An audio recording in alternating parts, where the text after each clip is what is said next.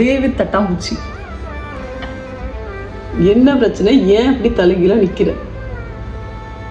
உனக்கு தான் பறக்க தெரியும்ல. ரொம்ப நேரம் சிரசாசனம் பண்ணிட்டு இருந்தா எல்லா ரத்தமும் தலைக்கு வந்துடும், அப்புறம் தலை வலிக்கும். பாரு, அங்கேயும் போய் தலைகீழ தான் நிக்குது பாருங்க. பாரு, கொஞ்சம் 45 டிகிரில சிரசாசனம் பண்ணுது, இங்க 90 டிகிரில பண்ணுச்சு. தும்பி வா தும்ப கொடுத்து உன்னை இன்னைக்கு பறக்க வைக்காம விட மாட்டேன். போயிட்டியா? டிஸ்டர்ப் பண்ணிட்டே இருக்க நீ. அது நான் உள்ள போய் ஒளிஞ்சுக்கிறேன். தப்பிச்சிருச்சுடி எனக்கு இருந்து.